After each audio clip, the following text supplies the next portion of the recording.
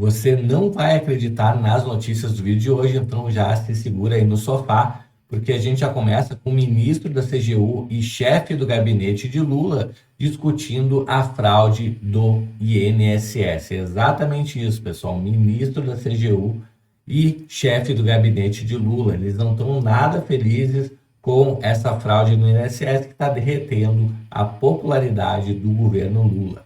Além disso, o ministro Lupe, o ministro do Lula, compara o INSS com o botequim. Olha só, comparou com um botequim e é detonado pela militância da Globo News. Ou seja, nem a Globo News, né, consegue mais passar pano para esse desgoverno Lula. Além disso, o INSS vai reembolsar milhões de brasileiros pela fraude, pelo golpe, tá? E você vai ver aqui se tem direito ou não a receber essa indenização, esse reembolso. Além disso, aliados de Bolsonaro, prisão de Collor, né, entre outras coisas que têm acontecido na política, né, no caso do antecessor do Lula, né, passa a mensagem de que o Brasil deveria encarar como uma normalidade um ex-presidente ir para a prisão, no caso agora do Collor, no caso do Bolsonaro também. Claro que no Collor houve porque ele ir para a prisão, né? Mas a gente vai falar tudo mais dentro desse vídeo. E por fim, pessoal, o Lula, a gente tem uma pesquisa aqui do Lula, como ele se sairia contra a Michele Bolsonaro e o Tarcísio Freitas em 2026, segundo uma pesquisa recente que saiu agora da Atlas, tá? E por fim, jornalistas e a Polícia Federal não investigaram o roubo de dinheiro dos respiradores. Lembra lá o roubo, né, de dinheiro dos respiradores na pandemia? Pois é, isso tudo porque poderia dar razão ao Bolsonaro. Vejam só. Então já se inscreve no canal, habilita o sininho de notificações. Sem mais delongas, já vamos aqui para a nossa primeira notícia, pessoal. A gente já começa com o ministro da CGU e chefe de gabinete de Lula discutem a fraude no INSS. Reunião do Planalto debateu o prejuízo de 6,3 bilhões de reais causados por descontos irregulares em benefícios previdenciários, tá, pessoal? Então, o chefe do Lula, Marco Aurélio Santana, conhecido como Marcola, olha só, pessoal, Marcola, né? Enfim, vamos lá. Conversou na manhã de segunda-feira com o ministro da CGU, né, para discutir o desvio de 6,3 bilhões de reais de aposentadorias e pensões do INSS por sindicatos e associações.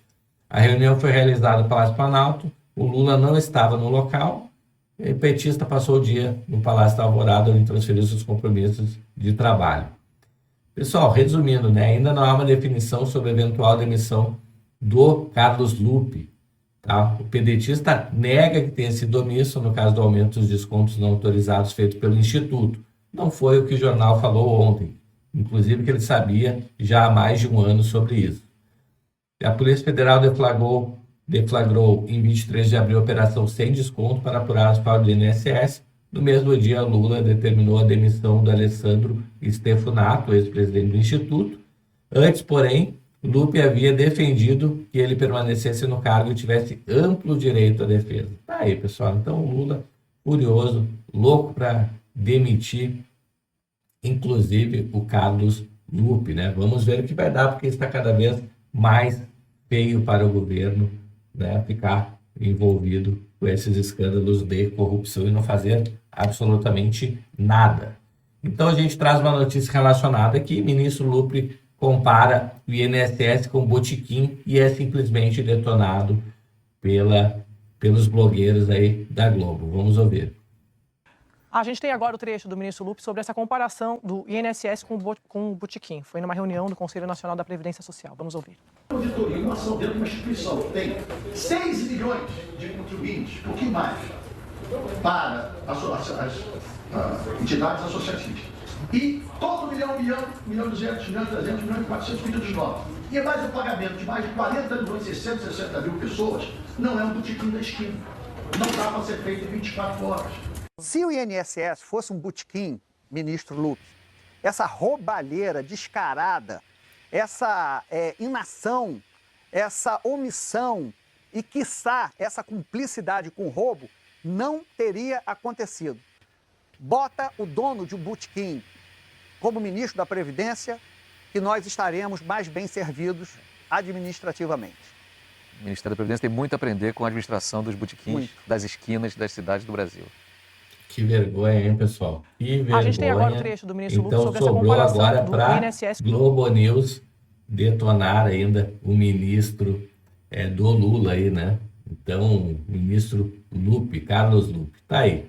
Então, próxima notícia. INSS vai reembolsar milhões de brasileiros após escândalo.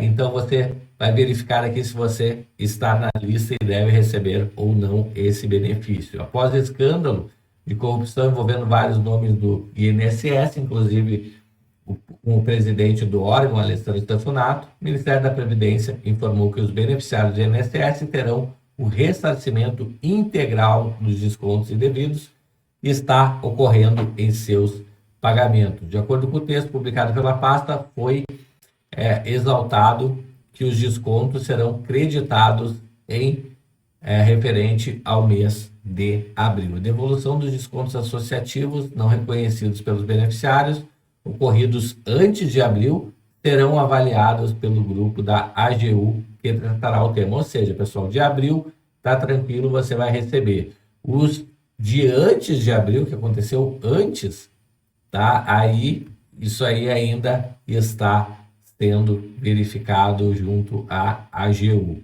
Como será feito o ressarcimento? Então, a ação do governo ocorreu 2 dias após a Polícia Federal, com a CGU, colocar em prática a operação sem desconto. E aí os aposentados e pensionistas do INSS que tiveram desconto de mensalidade associativa não autorizado no contra-cheque de abril terão o dinheiro devolvido na próxima folha de pagamento, ou seja, em maio, pessoal, você vai receber o desconto realizado de abril. E as demais mensalidades foram descontinuadas. De acordo com os dados publicados pelo governo federal, o plano de ressarcimento também deve incluir valores que foram bloqueados na operação desta semana, até agora cerca de 2 bilhões, tá? Então, se você foi lesado aí, você já vai ter direito ao mês de abril, né, que vai receber agora em maio, e os demais pagamentos aí do governo está vendo como vai fazer, e aí eu vou trazer aqui para você com exclusividade. Próxima notícia aqui, pessoal, a gente traz o Valdo aqui o blogueiro da Globo News, falando que aliado de Bolsonaro, prisão de Collor, entre outros casos, né, passa a mensagem que o Brasil deve encarar normalidade um ex-presidente ir para a prisão. Tá? Vamos ouvir aqui o Valdo Cruz falando. Fim de semana eu conversei com alguns bolsonaristas. Qual a avaliação que eles estão fazendo, né? Eles estão aí em todo um trabalho ali dentro do Congresso Nacional para tentar votar o projeto da anistia, ou então aquele outro projeto que pode travar a ação penal a partir de uma avaliação de que o Supremo teria de ter consultado a Câmara dos Deputados na questão do Alexandre Ramagem por ele ser deputado, né? Só que a maior parte do que é imputado a ele foi antes de ele ser diplomado. Mas essa é outra discussão, né? A avaliação é que quando você tem um ex-presidente preso, algo que deve ser natural no Brasil, você não pode simplesmente estabelecer classes de privilegiados, apesar de que elas existem, né? Mas quando vem uma decisão da Justiça prendendo um ex-presidente, acaba passando a imagem seguinte: olha, isso pode acontecer. Se um ex-presidente cometeu algum crime, ele deve ser tratado como outro cidadão comum.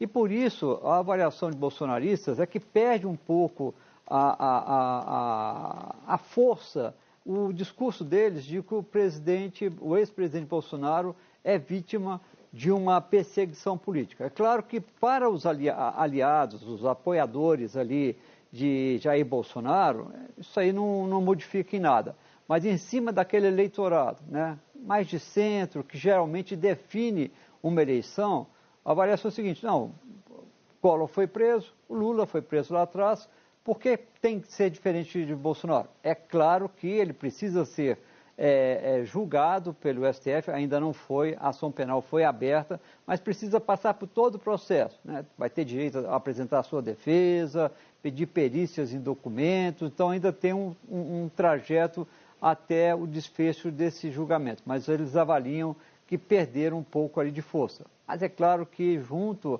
aos apoiadores raízes ali de Bolsonaro, nada muda, nada se altera, porque eles acreditam piamente no ex-presidente. Agora, o fato é...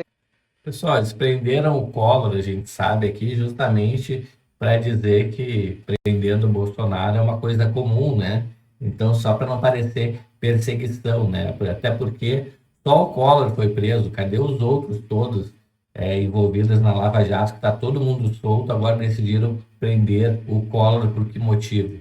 Obviamente, né, para justificar a prisão do Bolsonaro, né? E Bolsonaro agora recua novamente, tentando dizer que nunca conheceu aquele documento. Ele vai e volta. Eu conversei com o ministro Supremo do Tribunal Federal e disse, olha, agora não adianta mais ele dizer que aquele documento ele nunca viu. Ele já admitiu que manuseou a minuta do golpe, que propunha, inclusive, prisão de ministros do TSE e uma intervenção no Tribunal Superior Eleitoral. Aí, pessoal, então, né, a gente vê aí que a prisão do Collor justamente para dar um ar de normalidade na futura prisão do Bolsonaro. Como Lula se sairia contra Michele e Tarcísio em 2026? Segundo a pesquisa Atlas, pessoal, vamos ver aqui o que saiu de resultado. Tá? O Instituto também testou o ex-presidente Jair Bolsonaro. Então, vamos ver aqui uma pesquisa Atlas Intel publicada na segunda-feira, né, ontem, aponta um cenário de equilíbrio para a disputa presidencial em 2026. Lula, né, potencial candidato à reeleição, aparece empatado em uma projeção de segundo turno contra o Tarcísio e em igualdade técnica contra a primeira-dama Michele Bolsonaro. Tá? Nas projeções aqui, pessoal, no primeiro turno, Lula lidera com 42%, ante 34% do Tarcísio, e o outro desenho, ele marca 43% contra 31% da Michele.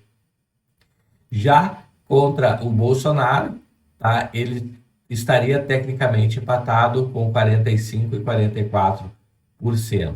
Já o desenho sem Lula e Bolsonaro, Tarcísio, desponta primeiro com 35% das intenções de voto.